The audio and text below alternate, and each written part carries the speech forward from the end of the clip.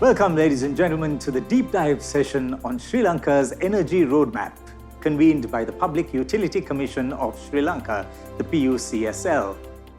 The session will be addressed by Mr. Janaka Ratnayaka, Chairman of the PUCSL, and will be followed by a panel discussion moderated by Mr. Salia Wickramasuriya, the co-chair of the National Agenda Committee on Energy of the Ceylon Chamber of Commerce.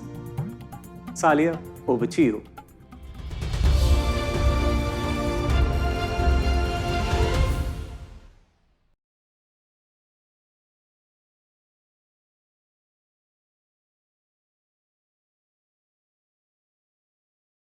Will lead to an enabling environment for operations and services in which investors are protected and stakeholder equity is preserved. This is particularly important in Sri Lanka, in the energy sector, because of our exposure to external market forces that arise from the composition of the energy mix. In such circumstances, Sri Lanka relies heavily on the guidance of her utility regulator, which therefore has an impact on all our lives. We are pleased today to be able to share with you some insights into how our key sector regulator, the Public Utilities Commission of Sri Lanka, functions. And it gives me great pleasure to hand the floor to the chairman of the utility regulator. And you can see for yourselves and hear for yourselves what lies behind the curtain of this low profile but statutory powerful and extremely influential organization. Without further ado, Janaka, may I invite you to take the floor. Thank you, Salia. Ladies and gentlemen, welcome to the Sri Lanka Investment Forum 2021. Let me just briefly take you through our Commission's structure and its objectives. Public Utilities Commission of Sri Lanka, known as PUCSL, established under the PUCSL Act of number 35/2002,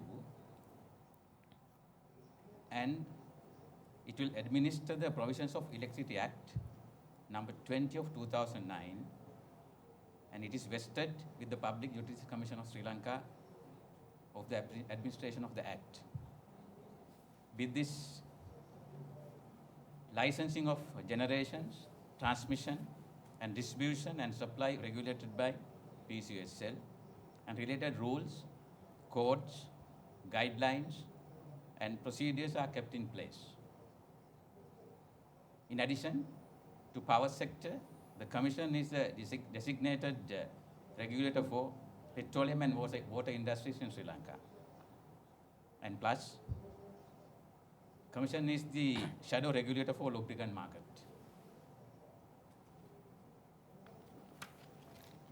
Commission is very independent. There are 5 independent commissioners appointed for a fixed term of 5 years by the respective minister with the concurrence of the Constitutional Council. Commission members' qualifications, experience, and are specified in the Act itself. The financial autonomy is also guaranteed to the Commission by imposing levies for the funding. Removal of Commission members need Parliament majority. And further, the Commission members are not allowed to engage in any related industries during and after 3 years of their tenure with the Commission. Objective of the Commission would be to exercise, perform, and discharge its powers with fairness, impartially and independently, in a timely, transparent manner, to protect the consumers and to promote competition, promote efficiency, efficient allocation of resources, and to promote safety and quality. And further to benchmark utility services as against the international standards. Our electricity sector in Sri Lanka, as you know, the policy formulator is the Minister of Power, and we become the regulator. There are licensees for power generation, that is CB, Ceylon Electricity Board, and there are independent power producers, IPPs as well. Transmission is only by the CB, virtual monopoly, and two distributors, namely CB and Lanka Electricity Company. And Ceylon Electricity Board produce around 70% of generation and balanced by the IPPs. And distribution companies, CB along with LECO. Petroleum sector in Sri Lanka, the policy formulator is the Ministry of Energy, and designated regulator is the Commission. There are three market players: Ceylon Petroleum Corporation, LOIC, and Ceylon Petroleum Storage Terminals. And CPC and IOC act as importers and distributors of petroleum products. In addition, CP is refining petroleum products as well.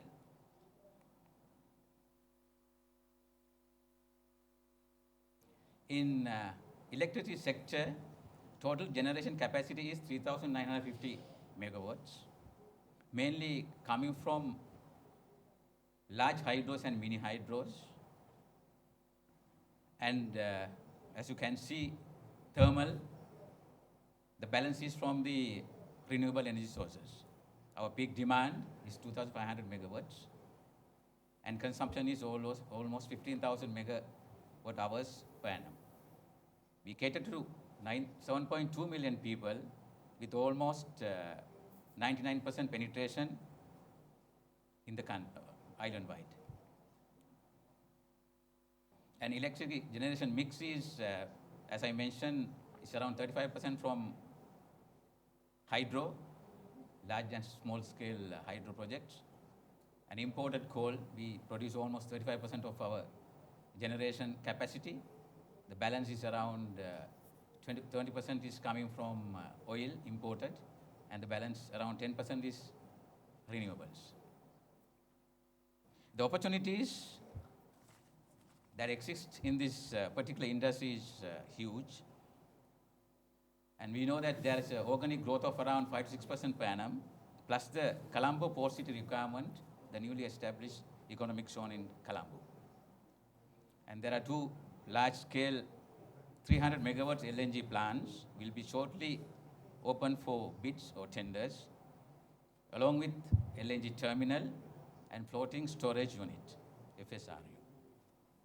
And 1,000 megawatts renewable energy tenders are in the pipeline, plus 500 million worth of transmission system expansion unit planned by the biggest licensee, Ceylon CB.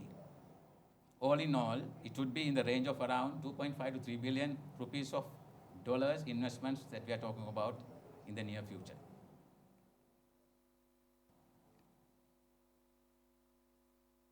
Electricity sector governance are clearly demarcated and established to ensure transparency, accountability, and efficiency.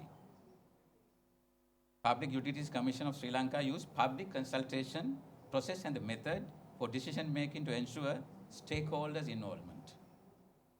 Finally, investor and consumer safeguards by tariff mechanism for investment recovery, and technical and services standards are issued and enforced. Public Utilities Commission of Sri Lanka is engaged in handling consumer licensees' grievances through dispute resolution via mediation to make sure all stakeholders' interests are protected and safeguarded. Thank you very much. Thank you, Chairman, for that broad overview. Ladies and gentlemen, to complement what you've just heard and seen, there are several other members of this panel who perform specific functions within the utility. And of course, the Director General is also with us here. But we are next going to move to somebody who is outside the utility, and that is Mr. Kamal Durabamila, who represents the International Financial Corporation. from the standpoint, we're going to ask him while he sits in Sri Lanka and oversees regional infrastructure, energy infrastructure development, we're going to ask him for a quick overview of his view on Sri Lanka in terms of the IFC's commitments and what they look for in a jurisdiction to make an investment decision. Over to you, Kamal. Thank you, Saria, for that kind introduction. And I also want to thank the Chamber, the Colombo Stock Exchange, and BOI for inviting me for this panel discussion with these esteemed panelists. So just quickly, for those of you who are not familiar with IFC, International Finance Corporation, we are the private sector arm of the World Bank Group. We are the largest financier of the private sector in the emerging markets, and that's also true for the energy sector as well. And then also within South Asia, we are the largest financier of private sector energy financing. So that's it. Let me move on to the question posed by Salia, and perhaps what I'd look to do that through focusing on two areas that actually the chairman also touched on in his presentation. One is on the renewable energy side. On the renewable energy, Sri Lanka has actually had an excellent program for the last 10 years or so, which is called the NCRE, Non-Conventional Renewable Energy Program, through which over 500 megawatts of power is currently being delivered to the national grid, and using various types of technologies. And this is done at a small scale. These are structured to be less than 10 megawatts. And it's been a very successful program that's had a lot of local developers, primarily financed with local bank financing. Now, what we have been engaged with the government as IFC is to advise the government to structure and bring forward to the market a larger scale renewable energy program, where we will be looking to actually bring to the market towards the end of this year, beginning of next year, 100 megawatts of wind at a scale that is attractive to larger international players, with also contracts that are seen broadly in the international financing sphere. So these we expect will be able to then help attract the 1,000 to 2,000 megawatts of renewable energy, particularly wind and solar, that the government wants to have operational in the next 5 years or so. So that's one key piece that the IFC is working with the government currently. The other area actually is in the LNG sphere, which is something that we have been active regionally. IFC developed and financed the first two LNG regas terminals in each of Bangladesh. We also financed the first LNG terminal in India and the first LNG terminal in Pakistan. So Sri Lanka is currently going through a process to tender out and develop the LNG regasification infrastructure. In fact, the CEB has a tender out that is closing later this month. So this will pave the way for getting competitive thermal power and also in a cleaner fuel compared to other fossil fuels, which will also nicely complement the plans to develop renewable energy, because as you know, wind and solar are intermittent sources of energy, and having the LNG plants will nicely complement the large-scale renewable energy development program. So let me pause there and back to Salia. Thank you, Kamal. Thank you for that. I'm going to take from what you said, for the benefit of our audience, the concept of international investment requiring projects to be bankable and insurable internationally, and therefore turn the spotlight onto the Director General of the Public Utilities Commission, Damitha, who's been in this job for a significant amount of time. He's one of Sri Lanka's most senior trained regulators. Damitha, further to what your chairman has just outlined and also what Kamal has said, What role does the Commission play in the planning of power generation? Yeah, actually, Salia, power generation plan is a plan which is prepared by the transmission licensee for a 20-year period. And it's a rolling plan which is updated every 2 years. And the Commission's role in the planning process is to ensure that the plan is least cost, number one. When you say cost, it is the economic cost, which take into account all the externalities, environmental cost, health cost, social cost, everything together. And then incorporate the government policy in energy generation, energy mix into the generation plan. So the Commission's broader involvement in the generation planning is ensuring the least cost plan is prepared, and the government, it should be according to the government policy. And also it is very important that the Commission conducts public consultation in every important decision. So in the generation plan also, throughout, Commission has been conducting public consultations, and all stakeholders, including investors to consumers, can participate in the consultation process and express their views, and those views are taken into account by the Commission in approving the long-term generation expansion plan. And that plan in turn will give the investors a clear indication of investment opportunities for the next 20 years. And it is updated every 2 years, so you will get the clearest form of information on the generation investment opportunities through the Commission-approved generation plan. Thank you, Damitha. So from that answer, we are going to extract the fact that in your title itself, you carry the responsibility of public protection and oversight. So from that standpoint, it's a very good thing, in my personal opinion, that you're having this number of public consultations. You also mentioned government policy. To take a deeper dive into government policy, I'm now going to turn to Chamath, who is sitting over at the end and is Director of Policy at the Public Utilities Commission, and request you, Chamath, to briefly touch on how policy translates down to the PUC, in what form, and what the current shifts and trends are. Thank you, Salia. Let me briefly highlight investment opportunities in two petroleum product markets that the Commission is involved in. That is by way of formulating and implementing policy and regulation together with the Ministry of Energy.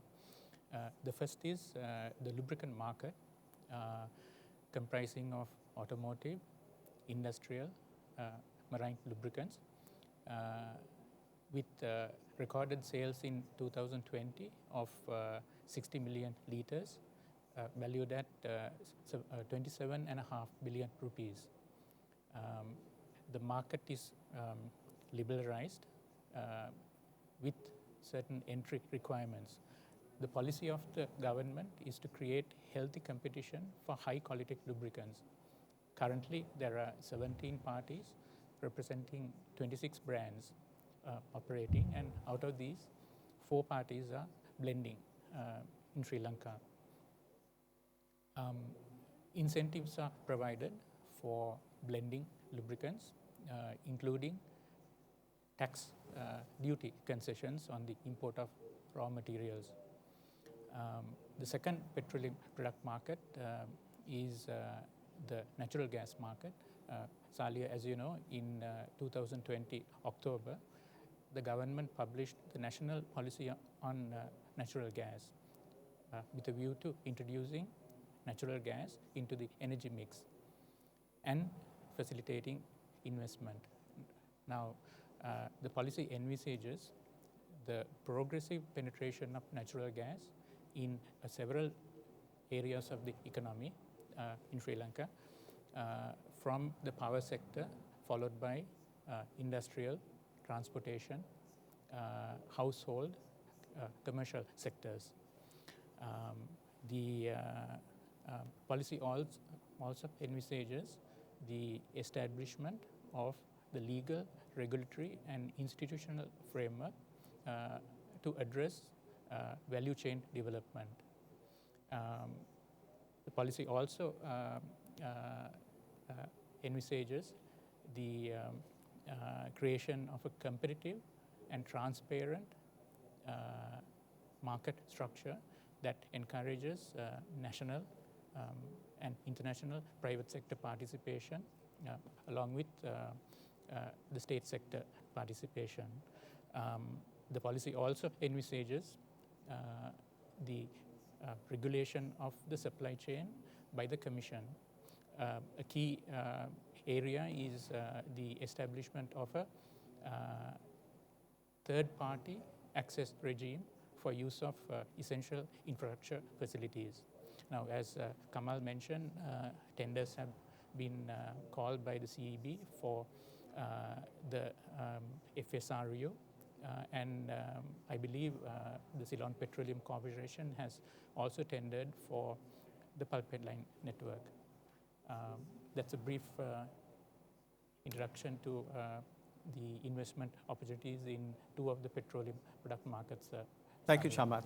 Ladies and gentlemen, you would have now realized that the PUCSL is a multi-sector regulator and actually works for electricity policy with the Ministry of Power, for petroleum policy with the Ministry of Energy, and in its work in managing water utilities, it works with the ministry responsible for water supply and drainage.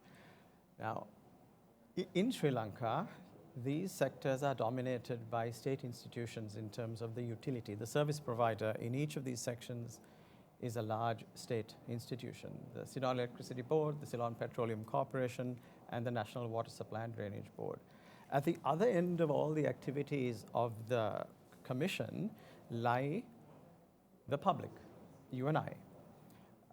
And how we feel their activities is in what we pay for our services and the standard of services and the quality of that service. So we're going to swing around now to the person who is in charge of setting the price of these services or recommending the setting to the Commission, which is chaired by the chairman.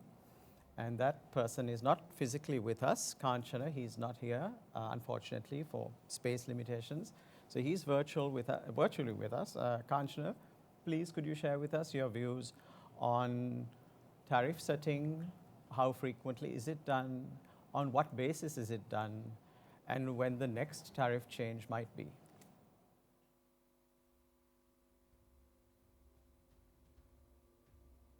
Thank you, Salia. Thank you, Salia. Yeah, can you, now, Lanka have been regulating the since 2010. We have a now, as per the recent revision, have a 3-year tariff review network industry. The benchmarking their revenue requirements.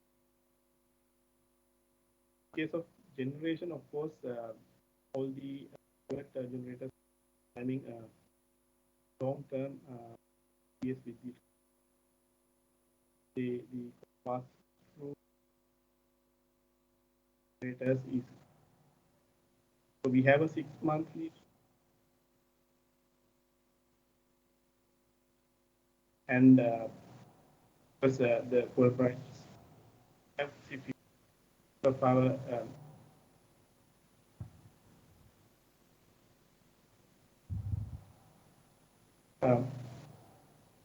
monthly review of the and result as per the methodology which tariff review per year. That is the cost-based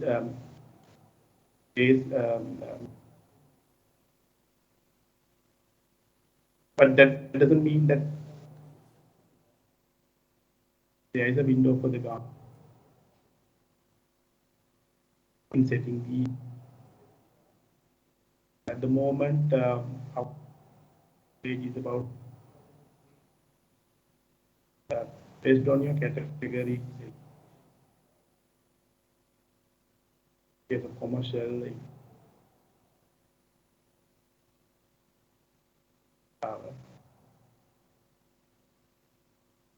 the other charges like charges and are also regulated by there's annual review board. Again, those are cost. Small and medium scale industry given a certain relief in terms of that. And normally, if you look at the time taken for a next important phoning, normally for a retail application after the application, and once the standard for 10 case of bulk, that's the case for the there is an action, and taking the correction after before that is in brief main interventions in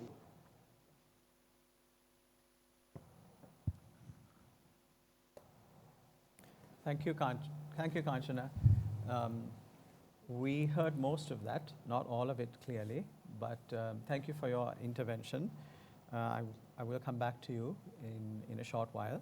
In the meantime, I'd like to turn back to the chairman and bring him into the discussion. And chairman, please feel free to delegate any of your officers to answer the specific question. Yes. It is to do with dispatch methodology, and I believe you mentioned it in your slide, and DG mentioned it in terms of least cost being the current methodology of dispatch. But we've also heard about increasing renewable energy penetration and increasingly bankable renewable energy projects being promoted in Sri Lanka. I'd like to ask you what your commission's view is on bringing in, or when you might consider bringing in, a least carbon methodology, or where do you think that policy might come from? Because I know it's policy that you're executing right now, but I think it's a worthwhile discussion to have, is that in terms of cost, we have something, but we also have something in terms of carbon footprint, and that's becoming more and more critical to manufacturers in Sri Lanka. So, Chairman, over to you. Damita would be the right person to talk about. We will put the pressure on Damita Yes. then. Yes, actually, in the generation planning methodology, as I said earlier, it's based on the economic cost. So the carbon costs are taken into account when determining the least cost in the plan itself.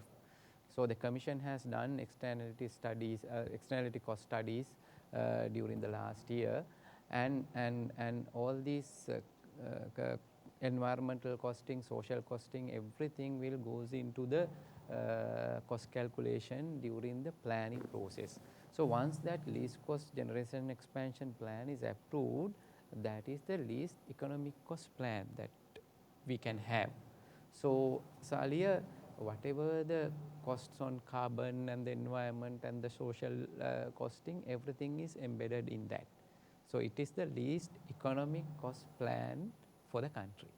Thank you, Damita. I was wanting to pull out the word economic cost into that, because it's something we should all be aware of, is that over and above the price we pay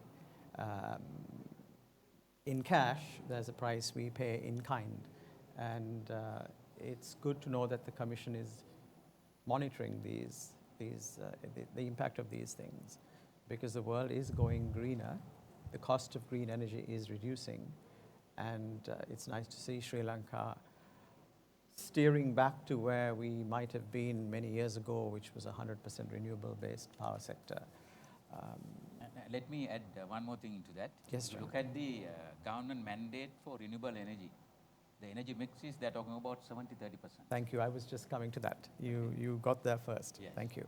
And if you go along with this, this mandate, we'll be shifting our energy sources into more renewable and green energy.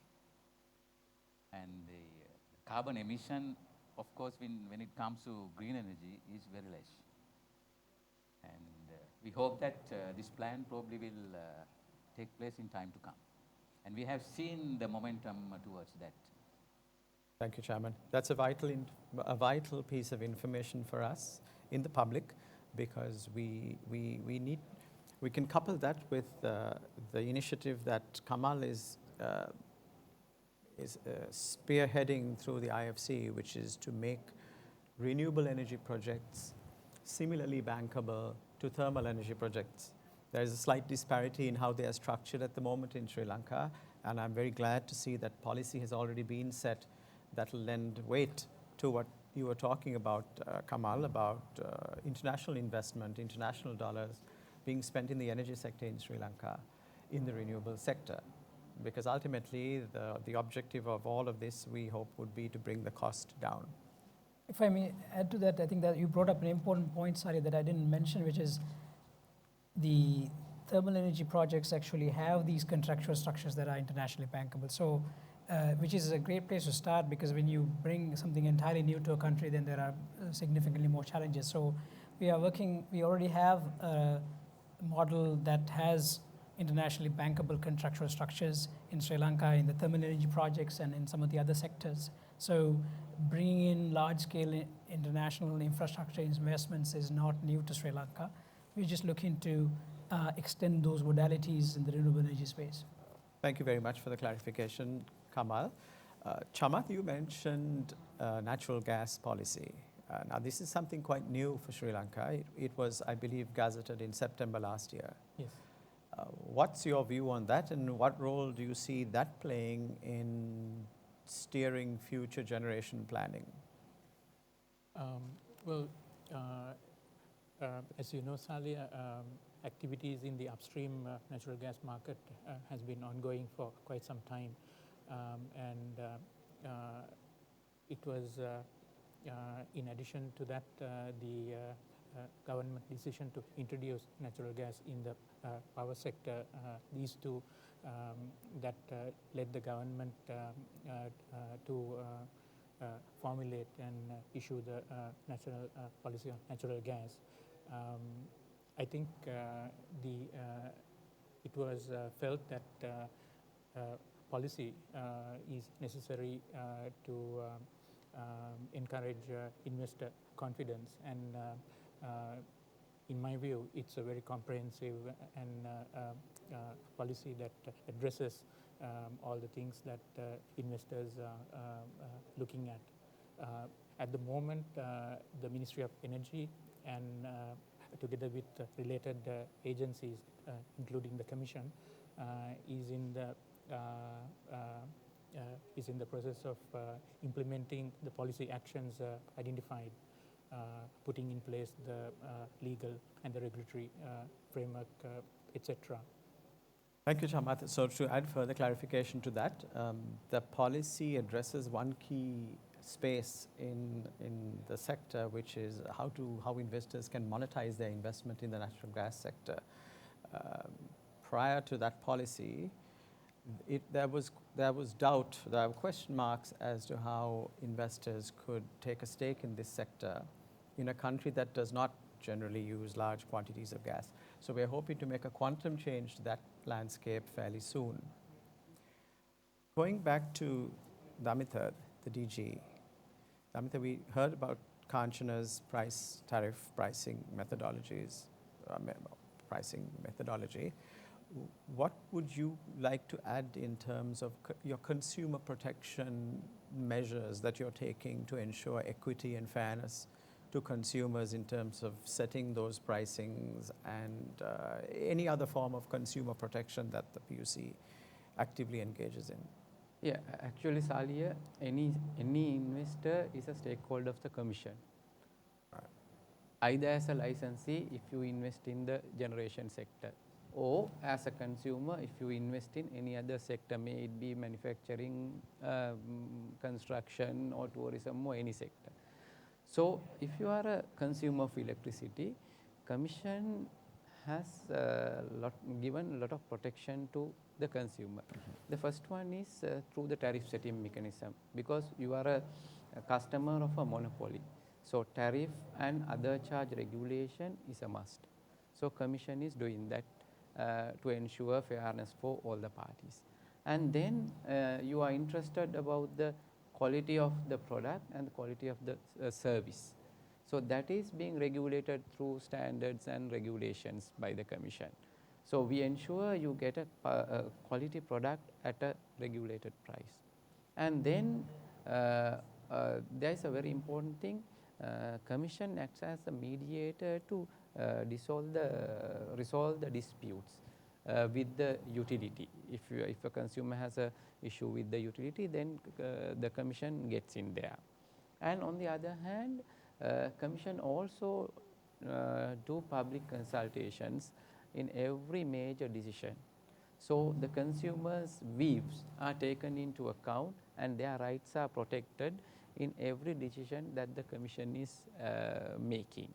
And also Commission disseminates the information of the sector. So authenticated information are given to the consumers as and the investors in the sector by the Commission. So that authenticated information and data can be used by the consumers as well as other stakeholders in making their decisions. And one more important part that Commission does on behalf of the consumers is advising the government on the requirements of the consumer. Those are the outcomes of the public consultations. So then the government in turn can make more conducive decisions for the electricity users as well as investors in the sector. So various ways Commission is looking at the interest of the consumers as well as the other stakeholders in the sector. Thank you, Damita. That was very clear and a comforting answer. On the subject of price and tariff, there is currently, this applies to both consumption and investment, in other words, payments and investment. How does the Commission view the possibility of currencies varying in tariff in terms of renewable energy? Right now, the feed-in tariff is in rupees, and in other thermal energy sources, the feed-in, or the tariff, the agreed tariff, the negotiated tariff, is in US dollars. Do you see that changing in the future in any way? Let me answer that. You know, if you look at the energy mix at the moment, and it is more than 50% that generation is based on imported raw materials. Indeed. Look at coal, that they produce almost 900 megawatts power. So we need to buy these raw materials, and they need foreign currencies. Then you look at the thermal energies. Everything is basically, more than 50% is based on imported materials. So therefore, at the moment, we are not in a position to adjust tariffs. But with the government mandate to have 70-30% mix, maybe within next 10 to 15 years, we think that this composition may change. And we'll have maybe at least 50% renewable energy added to the national grid maybe within next decade. We're looking at maybe more stability in our foreign exchange when it comes to power generation. So this shift must take place very soon. And since the government mandate is there, I think it is possible at the moment. People understand in various the segments that this is a must at the moment. Thank you, Chairman. I think one of the most popular measures in the public mind is the government's commitment to greening the system. And I think there will be some further developments in the forthcoming future from the Ministry of Energy at least, to introduce measures to further green the transport system and the system, the energy reticulation, in other words, put cleaner and greener energy in the hands of more consumers. We actually had left a little time for question and answer, but we've expended that. So we'd like to say at this point that we've certainly enjoyed as a panel the discussion, and I hope you as the audience have taken away something of value from this. We'd like to thank you for your time and your attention. I'd like to thank the distinguished panel for their presence, and Kanchana, who's out there as well. Thank you very much, and we look forward to seeing you in Sri Lanka.